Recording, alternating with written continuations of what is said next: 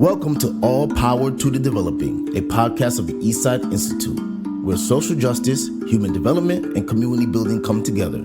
This is where you will meet activists, artists, teachers, scholars, helpers, and healers who are bringing creativity, hope, and possibility to individuals and communities all over the world.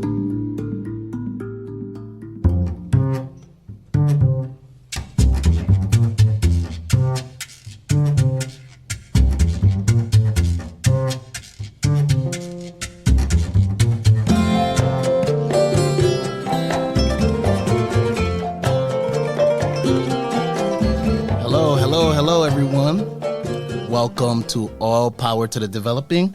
This is your host, Desiree Wandan, Des for short, and I am joined today by a co-host, the co-founder of the Castillo Theatre and co-convener of Performing in the World, our very own Dan Friedman. How are you doing, Dan?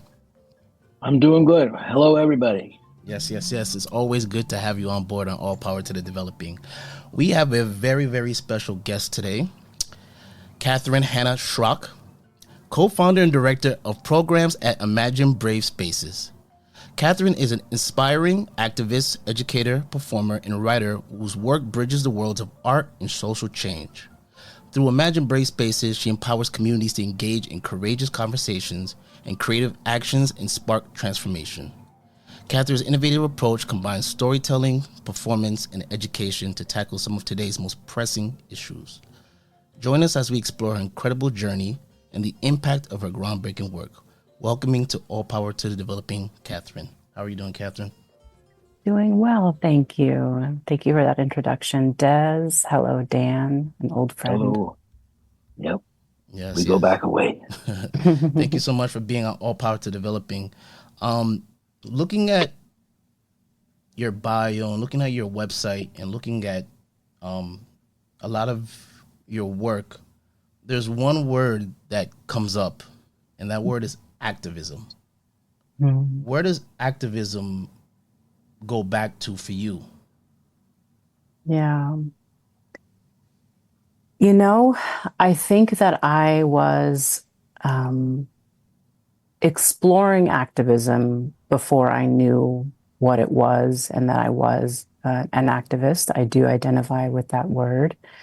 My family immigrated to the United States when I was a year old from Egypt, and we grew up in primarily white dominant culture and community. And I think we were often in the blind spot and kind of othered in the world. And so inherent in that was a disposition to be curious about what it means to really bridge the marginalized context, because it was very personal to myself. And it wasn't until my journey growing up and starting to reflect and look back where I realized that there was a bigger possibility for myself as well as others who identify with marginalized context of various kinds.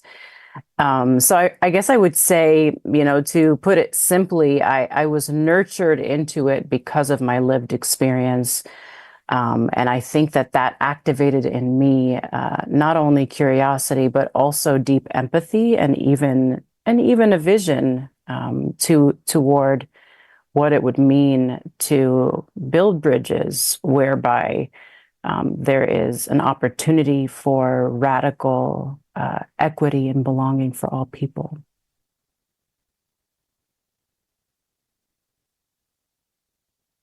Dan, I think you're muted. How did that connect with performance and art for you? Yeah. What brought that together? It's in the same vein where I didn't recognize it until it was kind of in hindsight to a degree, but my parents didn't know really how to identify and support my strengths as a performer and as an actor, although I was extremely silly and playful around the house. I ended up stumbling on to acting and theater when I was in high school. I had just moved to a new school, and I was sitting with my guidance counselor, and I needed to take an elective, so he's just kind of running through things. What about this? What about this? And what about acting? I said acting would be cool. And at that point, I was a junior in high school, and I had a lot of like friends. We'd moved around a lot, and I had a lot of like kindness in my life throughout my life, and friendship and community. But I had never experienced community in the way that I did with theater. Not just community, but like really that circle of inclusion whereby every player mattered. So that feeling of belonging, as well as this like absolute, you know, everybody can just play to their heart's content and be the fullest silly version of themselves. That freedom was when I became a performer. And so I also knew, you know, simultaneously that I wanted to be a person who created change in the world. You know, I knew that the things the things that I saw, the felt experience of injustice, not only for myself but really looking out into the world, was something I wanted to be a part of changing, and so I I fled theater thinking, you know, this is like just this thing that just serves myself and it's just for entertainment, um and so I ended up studying sociology and international development, and I kept doing theater. And it was actually when I graduated college that I was like, I can't escape this. There's something here that is part of me, and there's something here that I know I don't fully understand yet about the power of theater to create change. And so I think from there, really after college, I launched into what I would call an exploration, and what I feel like is a lifelong exploration that has brought me to Imagine, has brought me to, you know, a lot of like weird plays, plays that didn't make sense, but plays that were wonderful, stories that I explored. In other words, just, you know, I've been searching and playing and exploring this intersection between theater and social change and social justice. What I realize now is maybe my whole life. And you're speaking a little bit to some of it, but on your bio, you are an applied theater practitioner. How does that differ from maybe a traditional theater practitioner? And Yes. Yeah, how that's a did, good question. Yeah, it makes all the difference. In a way, you know, it's an odd thing because I actually feel like a theater person to my core in a very traditional sense. I feel from head to toe like an actor, and a creative and a theater maker. Maybe in the same way as a Broadway actor might even. However, very distinctly, I have taken the course of theater for the purpose of cultivating learning, cultivating social development, inviting opportunities for human connection. That is my deep value system, and that is what I would call applied theater. And meaning, so it's theater for the purpose of, rather than entertainment, for the purpose of cultivating change, understanding, connection, learning. And in the beginning, how did that come together for you? Like when I met you a decade or more ago, you were doing a workshop thing where you and a Jewish woman were working on the Arab-Jewish relations. Was that the beginning, or was it, what came before that? And That was pretty close to the beginning. I mean, you know, as I said, I call myself an explorer in this field, and I would say I've always just felt guided, I think, by what I'll call the creative spirit. So before that, I you know, I graduated college, I was teaching, I was just trying to bring theater into everything. I ended up teaching even science, and we created a play of the inside of a cell with my sixth graders, you know, cool. like, what does it look like because it helped me. That's how I could understand the way that a cell worked, was to visualize it and to embody it, you know. I was in Honduras actually teaching, and I ended up just starting a theater club So I began that way. Then eventually I went to New York University, where I studied educational theater, and I took that applied theater track.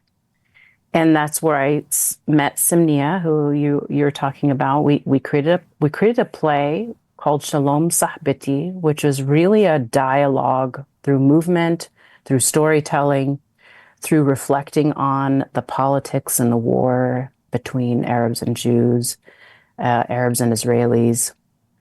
Myself as an Egyptian American, herself as an Israeli Jewish American. Um, yeah, and that was, I think, that was my first play. I think a collaboration where we just tried to figure out how can this be done, where we're performing and we're storytelling and we're using movement and gesture, and um, a lot of amazing things came through. I think that moment, and I would say I didn't know it at the time, but there was also more to come. Yeah. Were you equipped? Like, it's interesting when I hear you talk about that. You kind of make it sound very smooth and but how was that discovery period for you? You said that, I mean, obviously, I'm sure there's conflict in the thought and the idea of what you're doing, right? And then you're doing Yeah. this idea. So how was that process of conflict? Because reading a lot of your work, you're really building with a lot of conflict. And I Yeah. know theater could be impactful just in itself, but now you're adding like this extra layer on top. Yes, that's a good question, and I think you know I'll speak transparently that I don't think I could make that play in the moment that we're in. Mm. In other words, it it is challenging, and I remember even as Simnia and I were working on that particular piece in these like on these sort of opposite sides, as if you will, these sort of two polar points. There was pain, but I think that was part of what we were willing to do, and I think that excitement around let's do something hard, and I guess that also speaks to that the brave spaces, like let's do the work that we need to do together to get there. So we did everything together. We became good friends, and as really part of our trajectory, we honored each other as two friends, as explorers of New York, as people who we'd invite each other to go and see things. We confided in each other just as people. We took care of each other. We fed each other, and I mean, I think honest, authentic relationship is how you create hard creative work, is that there has to be something real, there has to be genuine trust, there has to be transparency, there has to be a point where we say, we're disagreeing now, but because we have this foundation of love and trust and relationship, we realize that we can still stay here. We can still do this hard thing together. And we did for a long time. The project probably was 3 years long.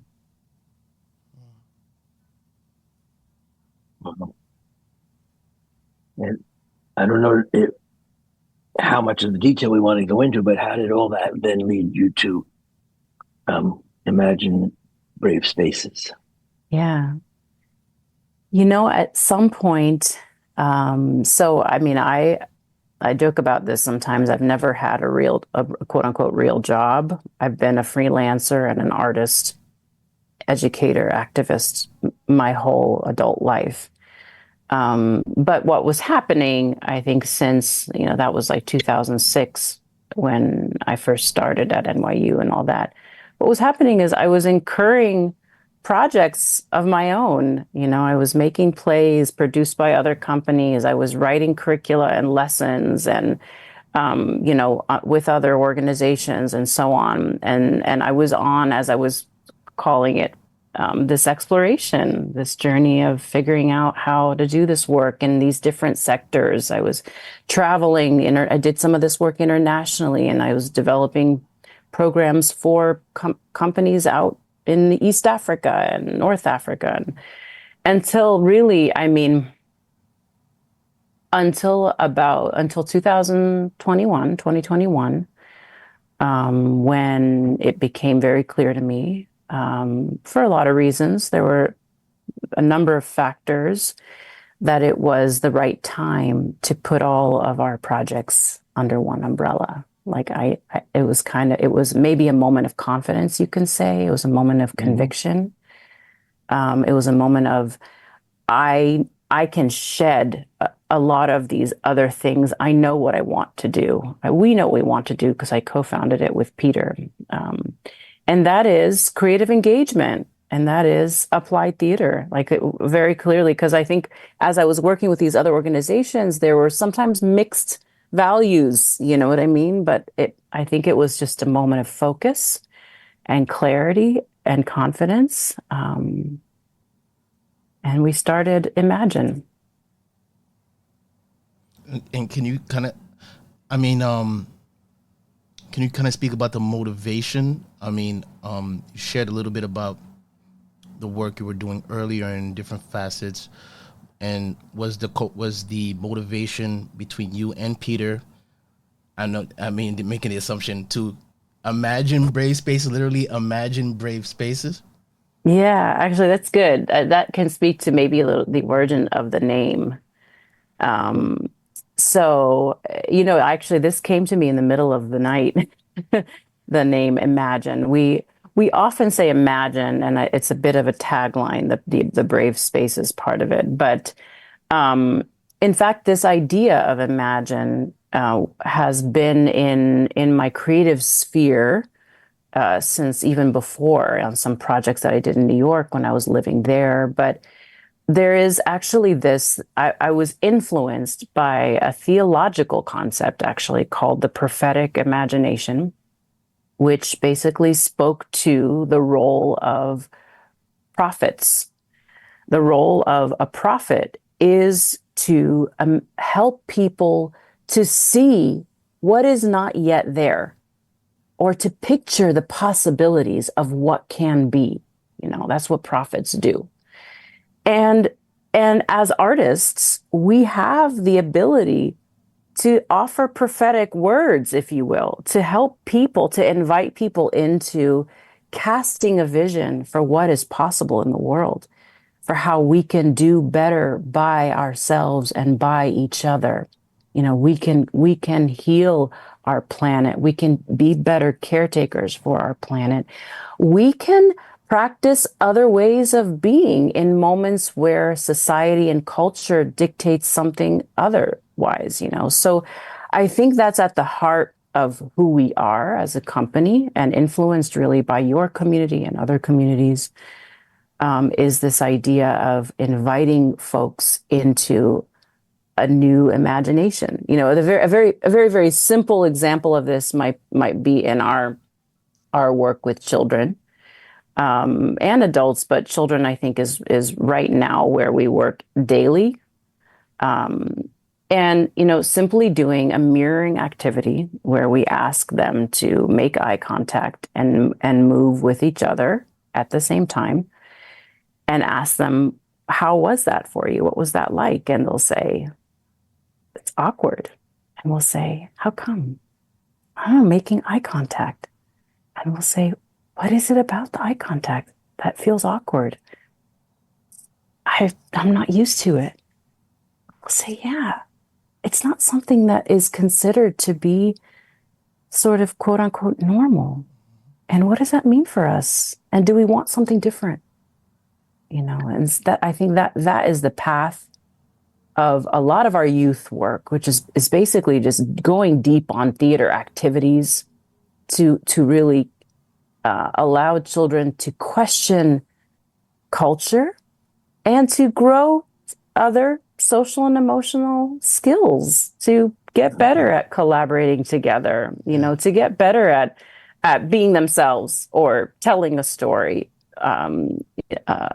to just freely play, to experience the release and the relief of laughter, you know. So yeah. Yeah.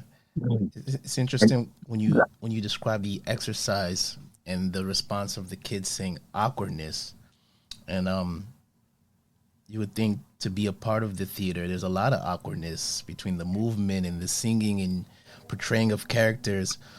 Do the do those exercises? It's interesting even when you go past a theater thing. There's always this perception of theater, the theater kids, the exercises, the singing out loud, people putting their legs on bars while half of them are doing something. There's that perception.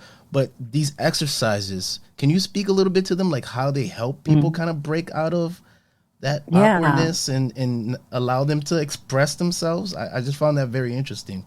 Yeah, yeah, and I'll offer maybe one quick thing based on what you said prior to that, which is, I mean, a lot of it is trying to support children in really breaking down this whole notion of cringe and Hmm. awkwardness that they exist in, and we do live theater programs with children as well, in addition to the social emotional learning in class kind of work. And there's a we often in our plays, I mean, not there are two main touring plays that we do in schools, and in both of them we sing directly to the children.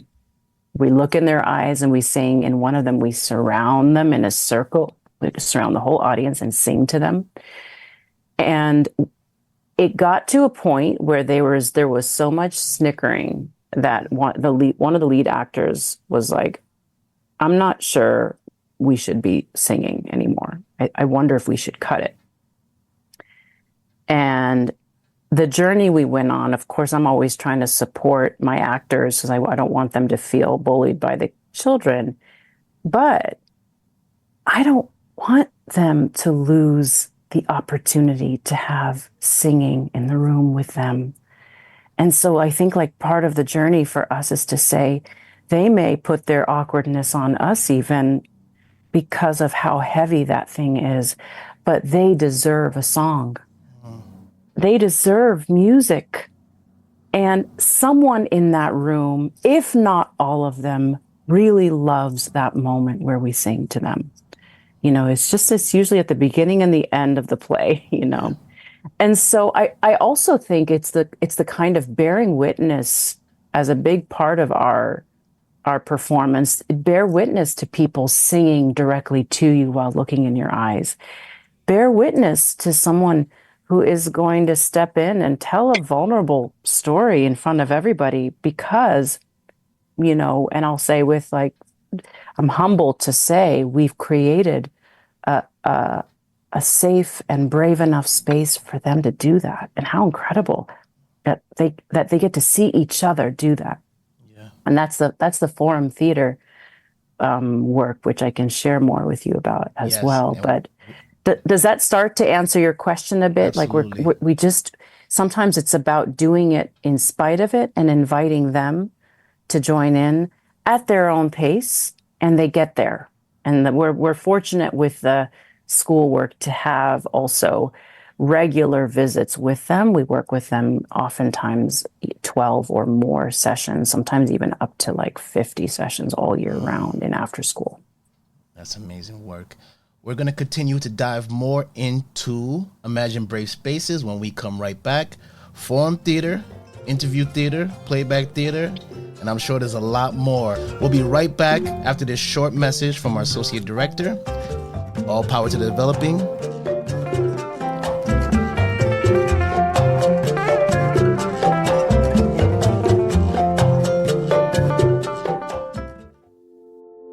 Hi, I'm Melissa Meyer, Associate Director of the Eastside Institute. Welcome to All Power to the Developing. I hope you're enjoying today's conversation. In each episode, we introduce you to some amazing performance activists, play revolutionaries, and developmentalists from around the world who talk to us about their creative grassroots efforts to build a better world. If you like what you hear, please follow and share the series. You can find us on Amazon, Spotify, and Podbean. We'd love to hear your comments and ideas. Like everything at the Institute, the growth of All Power to the Developing depends upon the people who create it and benefit from it. We hope you're one of them. Thanks for your support, and now back to our conversation.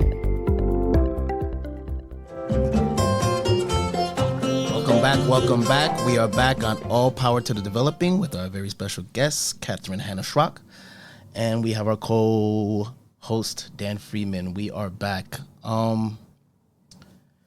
When you attend a show, and we spoke about kind of theater and different formats, usually you sit down, you pay your ticket, you sit down, you watch it. To the extent of your interaction with the cast, maybe they do a Q&A, and it kind of ends there, And once again, that could be very impactful in itself. But now we're going to the added layer of now forum theater, which is a lot more interactive. And as you said earlier in the podcast, not to say that traditional theater doesn't, but here you're taking in stories of people, situations, real life traumas, historical things into the fold. Can you speak a little bit about maybe firstly just forum theater in general, and then your use of it and some examples of that? Yeah, I would love to. I would say it is my favorite work. It's my favorite work that we do. And we're looking at opportunities to grow the work and do it with more adults. Right now, we do it primarily with youth. But forum theater is a form of theater of the oppressed, which was created by Augusto Boal, who was originally from Brazil. He was an activist, a theater maker, a director, very influenced by Paulo Freire, that whole sector of amazing thinkers and creators. The whole idea of forum theater is really in some way that kind of the opposite of how you just described the experience of going to the theater. I would say by design, it is meant to actually agitate even or unsettle the audience. So the process is first the play is created based on real stories, if not an actual real story of a conflict, of a situation that doesn't end well, an injustice that was uninterrupted. So, for example, in the case of Safa Story, which is a play we just closed, we tour it every year. It's a cultural competency and bullying prevention play for 4th through 6th grade children, approximately. But the play shows the true story of a 5th grade girl who's originally from Zimbabwe. She's an immigrant. She came to the States and has been living here since she was 3 and has always struggled with fitting in, but seems to be fitting in okay her 5th grade year until a new child comes to the school and starts to point out the ways in which she is different from him. And so that's the basis of the bullying situation is around her race, her even her gender, her color, her culture, her mother's accent, and all those things. And ultimately, the play ends in tragedy. In fact, the very last moment, she buries her face in her hands, and we come out and say, that's the end of the show. And kids are so distressed. They're like, what? How could that possibly be the end? But ultimately, what we're saying is it's how this story happened, because that's what happens when we don't interrupt violence. We don't interrupt a moment like this of another child being bullied. But these things happen all the time. They might even be happening like right now in your real lives. So what if we could imagine this story happening differently? How would Safa, have wanted this story to go? And we engage them in these conversations, and they're pair sharing and they're speaking out loud. And all throughout the process, we're breaking the 4th wall. In fact, the whole play begins on recess. The children come out and we're like, hey, you want to jump rope with us? Hey, do you want to play keep it up with me, so they walk in and they're already disoriented around like there is no separation. But then after they see the play, we're in the audience with them, we're talking with them, the actors and the facilitator, until we really get them to a point of being ready to say, okay, so what was the point in the story when things started to go wrong for Safa? Let's go back to that moment. And we replay the scene that I've identified as the moment of the conflict beginning or Safa becoming uncomfortable. And then we say, this time, we want you to watch Safa's choices, who is the victim or the oppressed character. We also want you to watch her two friends. And this is different than the original format of forum theater, where we not only ask about the victim, which is typically the sole focus of forum theater, we ask about the potential allies. What could they have done differently too?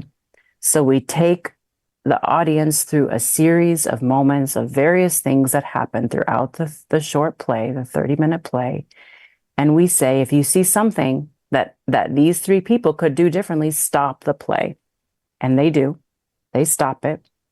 And then we actually invite them to come in and replace an actor and role play. So what would you have done differently? And there is no clear right or wrong answer. We're just exploring.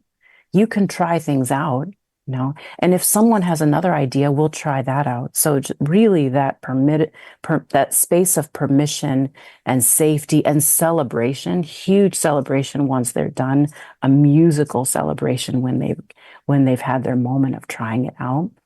So essentially, they are coming in, they're practicing this bravery, they're imagining how, with their words and their actions, the whole story could have changed. Simply by Safa, for example, saying, "Hey, Ryan, you're making me uncomfortable when you touch my hair like that. Can you please just stay out of my bubble?" Something that they often say, "Stay out of my bubble." How does that change the story? Well, she's showing that she has a confident voice. She's practicing a confident voice.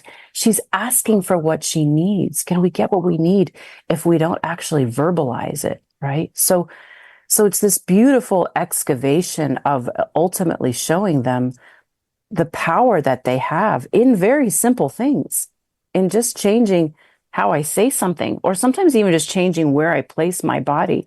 Teacher, would it be okay if I moved seats? Because I don't feel comfortable sitting here, right? These are all the things that they try. So while they're empowering themselves, witnessing each other in these brave moments, they're also ultimately creating a toolkit for themselves for the kinds of things they could say or do if they or someone they know or witness is going through a challenging moment that might be similar. And so the catharsis, which we theater people love to create, is in them, is in what they do and what they say. We do wrap it up in the end. We often have like an epilogue where we close and we basically say, "See what you've done. You've made the change. You've changed the story." That's usually the time that we sing to them too. And yeah, it's a 90-minute process. I think I remember, in our initial exploration, I wanted to share with you another thing that's different, I think, about the way Imagine approaches forum theater is, our goal is to eliminate the idea that any human being in the world, frankly, but at least in our lives, is an enemy. People are people. We may have conflict with people. We may disagree. We may be very different, but they're a person. So the danger can be, especially for children, that everyone now hates the antagonist. We saved Safa. We gave her a toolkit. We now see the power she can have and that we can have, but we hate this guy. So what we do as part of our process at the end of the play, and this is built into some ways that people generally facilitate forum theater, is we then look at the antagonist and we say, not only does she deserve our imagination and our courage, he does too. he's a person like you and me. He was born out of somebody's body, right? He was an innocent person. So what happened? And we asked them to imagine. What do you all think? There's no right or wrong answer. And the idea too is that they're pooling from what they know. You know someone who treats people that way, probably. What do you think is their story? It might be something similar to his story, this character. So they'll say things like, maybe this happened to him before. Maybe his family doesn't show him the kind of attention that he needs, and so he acts out at school. And they go on and on and on. And we have this whole vision for who he is and who that kid might be. So then how can we talk to him differently, knowing that maybe he's gone through something, or maybe he's missing some care in his life, some attention around how to really, be a better person, be a person who shows kindness, right? Yeah. It's beautiful. Can we widen the lens a little bit, and you tell us about the organization, like where you're located? Even the audience doesn't know where you are. Yes.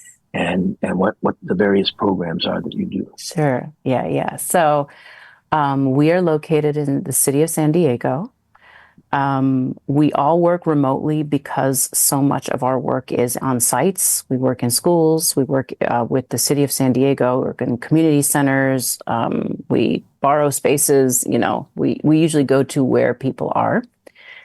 And applied theater, if we use that term, though we often fluctuate between a lot of different terms, has a number of different programs in and of itself. And we have been working over the last 4 years to specialize in these different programs. So one of my favorites is Playback Theatre, and this is work that we do with adults. And the short of it is a form of improv where the audience is invited one by one and as volunteers to share a story.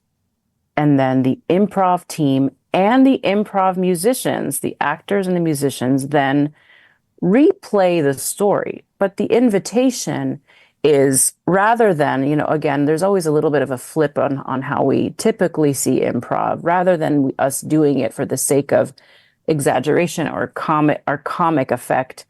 It's simply to show the storyteller as much of what they said as possible, but through these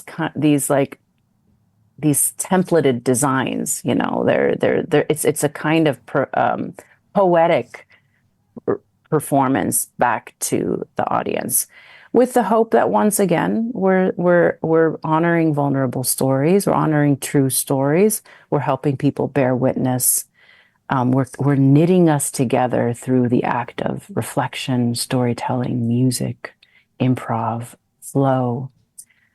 So that's a show that we do, and I've mentioned Forum Theater. With the youth, we do our Play Youth Development Theater, so workshops in class, after school, and in class that are all different topics. It's a designed curriculum. It's meant to counteract trauma through this healing-centered approach, which is really about opening up the opportunity to use our imagination, to have a strength-based approach.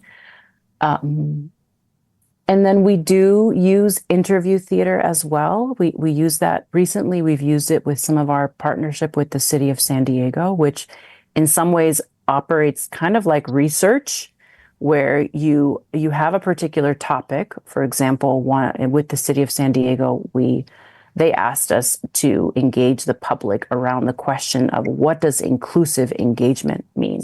Like, what does it mean to include more people in city input, in city policies? And so we asked them that question, but we did it through an interview where we recorded them. And we then pulled out their precise language and edited together a short script so that people in the public who shared their thoughts and their opinions have the opportunity to then be heard in other spaces. And we pulled together actors, and they performed 20-minute excerpts from these interviews that showed people from all over, all different demographics within the city of San Diego, sharing their opinions on what inclusion means and what inclusive engagement in the city politics would look like. And where do those performances take place? That particular one took place actually with in a city meeting that was with a focus group of people who were trying to aggregate public input. Mm-hmm.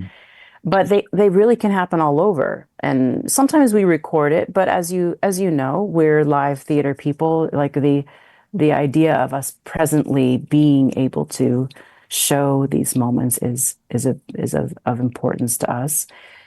I think the one other thing I'll say, and maybe this is where we sometimes swing into using the language of creative engagement, is that, you know, while we are, you know, theater is very important to us, and it will always be probably the central part of our work. We also see theater as a flexible, open-ended thing too, and we believe broadly in the power of creativity. And creativity simply means thinking outside the box. So I'll give you another example with some of our work with the city of San Diego. You know, sometimes as creative engagement partners to them, we're supporting them and creating a different environment. You know, like, who said that a city meeting has to be people coming in quietly, sitting in rows and watching a presentation, then getting in a line and giving their input and shouting their input in a mic, you know, kind of thing. We're like, what if we have a live musician playing? We have an art gallery of photographs that are from their community, but created by an artist, a professional photographer. And they receive a prompt where when they arrive, they're invited to pair up with someone they didn't come with and share an experience. What if a city meeting started like that? You know, and what if we got their input around the agreements? Like, these are some agreements for how we want to hold this space. What are your thoughts? Does that work for you all? Would anyone add anything? Would anyone elaborate on it? Right. So rather than these kind of rigid and, you know, I'll reuse, though in a different way, templated formats, we're trying to break the norm or break the mold and say, mm-hmm. We can hold a city meeting any way we want. And this slideshow can look a lot more fun than it does now. You know, yeah. It can have more color. It can have more photos. It can be inviting. You know, so all of those. You know, that's where mm-hmm. I say that's creativity. It's not just for theater people. It's not just for actors. It's for anybody. It's just inviting us to look at things differently, and see what happens. Mm-hmm. Absolutely, yeah.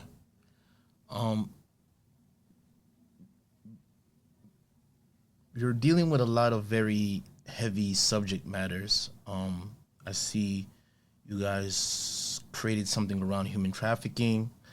You're dealing with subject matter around war. How is that impacting you as the facilitators? And likewise, how is it impacting the people that are part of it as the audience members that get to have a voice in this or have a different dynamic structure, power structure in this storytelling? Yeah, that's an important question and observation, really. You know, for a while, I would say that one day we hope to have budget to be able to like basically consult with someone who can be more of a emotional support to our facilitators, because we are vicariously experiencing a lot of trauma, I might say, you know, or just challenging topics and moments. A lot of our teaching artists also, they, you know, we are all, I'll say this, we are all healing, and we go into this work as wounded healers, you know, and maybe that's part of why we are successful in some ways, that we're not afraid to say, I see some of myself even in this like unwell story, in this unhealed story. Another thing I'll say, for example, with the human trafficking work, it is a very, very challenging topic. And we have found it essential, crucial to work with lived experience experts in order to do it well. And so we co-facilitate, especially our professional developments with adults around human trafficking in preparation for the youth work with our lived experience experts, so that we are also very sensitive to their experience, and they have a lot of choice in how they present themselves. They don't necessarily even present their stories, but the knowledge that they hold around the topic, and the same with SAFA stories, same with bullying prevention and cultural competency, we have to understand it on a personal level to some degree, that those of us involved, so because we are the stewards, we can be the stewards of the topic best too. So working with lived experience experts, really figuring out how to offer emotional support to each other through the work. In terms of in the room, like with, with Zion's story, our human trafficking prevention forum theater play, we always say there needs to be a 1:30 ratio of your staff at the school, and there needs to be your school counselor present in the room. Our actors are always, they're trauma-informed trained, they're restorative justice trained, our actors and our teaching artists. So they're always watching the room. They know what to expect, that there could be people, whether or not they're affected by human trafficking, if they're affected by, anything that has felt like being plucked out of their normal environment or being overlooked, really could be triggered or experience that trauma. So we're always watching the room, and we know which adults in the room we need to then say, there's someone in the second row you might want to check on, if there's whether it be emotion or even someone checked out, because there are so many ways that children display trauma responses. So those are a few ways that we try to be really conscious of taking care of the room, taking care of each other, and stewarding hard conversations well. Yeah, I think that's very, very important, because just you sharing your work, it's lengthy work. You've been doing it for so many years. So I can't imagine how much you've taken in. So I really wanted to ask that, because you're really building with all of these traumas. So yeah. Hey, thank you so much. I feel seen, because sometimes, I will say, especially as we're the co-directors, we're ultimately responsible, and we don't have a board. We're a for-profit. That's another topic that I would love to share more with you about at some point. Is that's a deliberate choice, but all to say, it is very important and easy to lose sight of how to really make sure that we are well in the work, and that we are not responding out of like fear or rush or haste or move on, or, we need to be processing it. We need to be, just as I was saying with Simnia and I, we need to be relationship focused. Like even when we have a professional development, which we're having one tomorrow with our team, I need to build in a good 20 minutes just to say, how is everybody doing? Right? It's not just go get started. Like, we need to be connected. They need to know, and we need to make the effort for our team to know we care about how your life is doing too.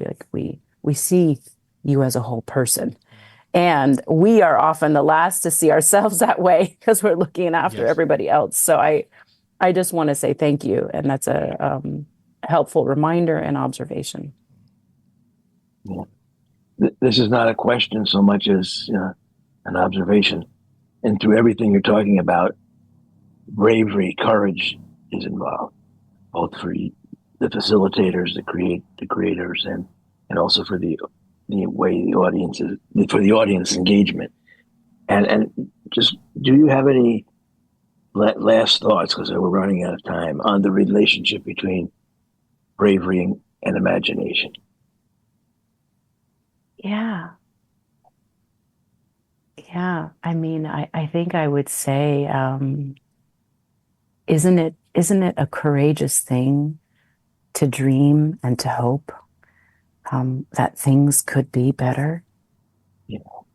No, I think like that's the first thing that comes to mind is that, I mean, especially now, and I know we sort of mentioned this at the top of our time, especially now, and even to my confession to say, I don't think I could make that play with Samia right now in this moment in the Middle East conflict between Palestinians and Israelis. And, in other words, I say it as a confession because I'm sad and disheartened to make that known, and but so it is radical to dream. It is radical, and to dream to me is to imagine, to say things can be better, and we've got tools to actually make that imagination a reality simply by simple things. Like sometimes I'll tell my teaching artists, just get them to have a laughing contest and just see who laughs first or second. Like, isn't that, breaking down something that says, well, at least we have this moment. So yeah, I mean, I think it might be to dream, to imagine, to hope. In many ways, those words are synonymous, or can be. It is perhaps the most radical thing in the world, and the most essential. I think that having traveled the world and lived with a lot of very exposed to conflict community members, I've had two significant times in my life. I had a friend from Uganda and a friend from Palestine. When we ask them, what gives you hope? They say, hope is not an option. We will die without it. It is a matter of survival. Like, we have to hope. And so, is it courageous, or is it a necessity? Is it brave, or is it just what it means to live? I do think that sometimes we lose sight of hope, and we forget how that hope and imagination and dreaming, there's an element of privilege, and there's an element of reaching. It's an action. Imagine. We have to make the choice too. And so I'm doing a bit of rambling. I guess there's a lot to that question and to that relationship that I'm still exploring. But hopefully that got us somewhere together. Oh, sure did. It was beautiful. Yes. Lastly, Catherine, if people would like to stay in touch with you, read about you, maybe watch one of your plays in the future, how could they do that? And of course, we're going to put that information into the description section for everyone also. Yeah, sure. Well, it is our dream to take our work wherever it is needed. In general, we're a touring company. And so I think I would say we welcome ideas for how we can come to other communities. As of now, our work is San Diego County based, and that's just tied to our resources and our network, and primarily that. We do have our next, we have after school programs and in school programs all the time. And anybody who asks me, as so long as they can get here, is welcome to watch the work. Like, we clear them to come and hang out and observe. Zion's Story is our next touring play, and we have the privilege also of working with a number of communities already that are booked on the show. It's going to run from April 15th to about mid-May, possibly longer, depending on our bookings. It is in San Diego County. And again, anyone who says, I'd like to see this work is welcome. We are always looking, in this moment, I'll say, where Title I funds are potentially under threat, in the future. And I would say cultural competency programming is also, considered a threat in many areas and even many school districts. I would say we're always looking for support, folks who might want to subsidize a program for a school who wants it but doesn't have funding. So also, if people are interested in helping us and partnering with us to do the work further, please reach out. Yes. How do they reach out? What? They can email Peter and I. We're kind of like, we do it all. Catherine at imaginebravespaces.com. or Peter at imaginebravespaces.com. And yeah, we're the folks. Yes. And thank you so much for being here with us. Such a lovely podcast. And thank you for sharing all of your work and your journey with us. Thank you so much. And we hope to have you back again on All Power to the Developing. Thank you all as well. All Power to the Developing is Keep available. up your great work. Yes. Thank you. All Power to Developing is available on all major streaming platforms. We would love to know what you think of the podcast. If you would like to write to us and let us know what you think, what you loved about this podcast or any other episode, you can write to us at podcast@eastsideinstitute.org. I repeat, that is podcast@eastsideinstitute.org. Write to us. Let us know what you love, and we would love to read your response at the end of an episode. Thank you so much for listening to this episode of All Power to Developing. And once again, all power to the developing.